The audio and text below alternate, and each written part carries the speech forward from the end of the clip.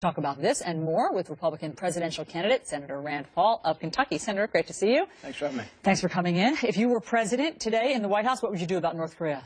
There's not a lot of easy solutions. I would say that there are some parallels, though, to the Iran agreement. Many of us said that's the danger of the Iran agreement, is that once they get nuclear weapons, it's hard to know what to do and how you will respond. We had negotiations, with North Korea a while back, and we had sanctions on them, and then they secretly or surreptitiously began developing nuclear weapons back then. The one thing we have in our favor, though, is that socialism is an abysmal failure at providing food or making much of anything. North Korea has been dishonest and deceitful about things in the past. They've launched ballistic weapons tests and missed islands completely. And if you want to look at the difference between capitalism and socialism, there's a satellite picture of the two Koreas. And South Korea is just this burgeoning economy of capitalism and democracy and doing so great. It's all lit up on the satellite picture. Yeah. You look at North Korea, there's like one light bulb on in Pyongyang. So I think there are some things to be concerned with. We need to put it in context of the fact that they have a failed economic system. Well, yes, the people are certainly suffering, but Kim Jong-un is not suffering. And so, I mean, it sounds like what you're saying is do nothing. Socialism, communism collapses on its own. But they are dancing. That's incorrect. I'm not saying do nothing. I think that we have placed sanctions before. We certainly have some.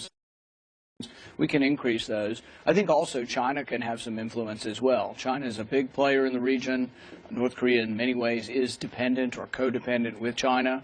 And I've advocated for a long time that this is why we should talk to the other superpowers, because they have a great deal of influence with North Korea. And this is why I object to some of the Republican side, like Fiorina and Rubio and others who say, oh, we're not going to talk to Putin. Yeah. Well, while Putin has pluses and minuses, Putin has a great deal of influence in Syria, the same way China has a great deal of influence in North Korea. Yes, but I mean, people would say that's not working. The sanctions haven't worked. They've been advancing, and right. China has not been exerting its pressure. All right, so what are you proposing? What are you proposing? What I'm saying is there are no easy solutions. I mean, you want me to magically wave a wand and all of a sudden their nuclear weapons are gone. What I'm pointing out is that it's so important that we understand what went wrong with the negotiations, and maybe there was too much leeway in the negotiations. Some of the same people who negotiated the North Korean agreement were the same people who have recently negotiated the Iran agreement. This is one reason I objected to the Iran agreement, because I don't want to get to a situation where we are with North Korea, where your options are somewhat limited.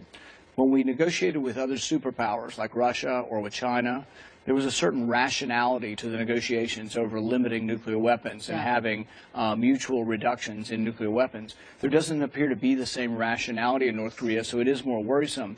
But I think it's inappropriate or mischaracterizing my position, so we're just going to do nothing. Obviously, we will do everything we can to prevent them from developing and using a hydrogen bomb or any nuclear weapons. Let's move on to what happened here domestically yesterday. President Obama announcing new executive actions on gun control. What don't you support about trying to expand background checks for online sellers or gun show sellers? Well, as you know, I'm a big believer in the Constitution and a big believer that we should follow the intent and the letter of the law. The Constitution says that Congress laws.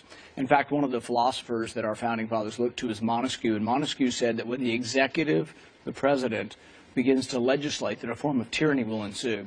So just because the president can't get his way in a republic, in a representative democracy like we have, you don't just get to do what you want when you're president. He should come to Congress and he should ask for legislation.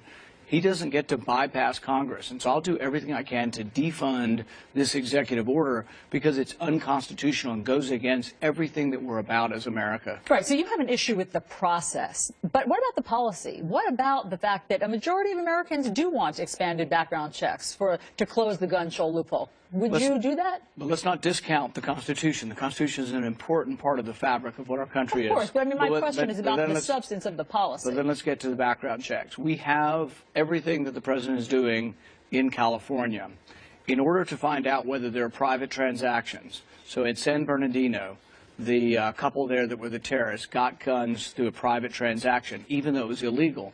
So we don't have a way of policing private transactions unless you were to register all guns. So the main objection to people like us who are pro-Second Amendment advocates is not necessarily background checks, but if you want to have background checks on all private exchanges and sales, that you would have to have a registry of all guns. That's the only way you can track guns to see whether or not there's a private transaction. We do object to a national registry of guns, and that has been our main objection to this.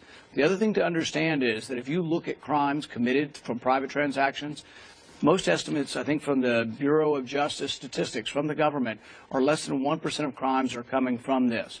So I don't think it's worth throwing the Constitution out the window just to say, well, we might be able to slow down or stop 1%.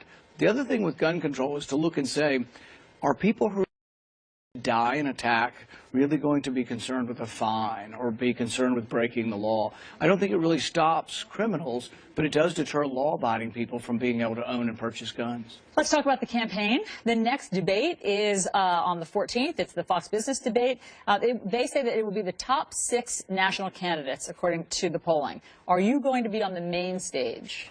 We certainly believe so. Your last poll that you did about a week ago at CNN had me in 6th place. CBS had a poll last week that had me in 5th, but only 1 point behind 4th place.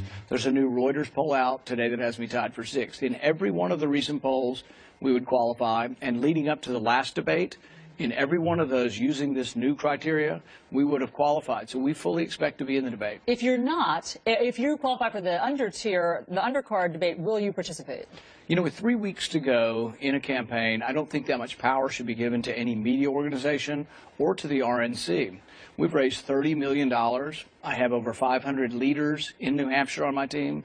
We have over 1,000 leaders associated with us in Iowa. We have chairmen in all the states. We've raised an enormous amount of money. We have 400 college campuses.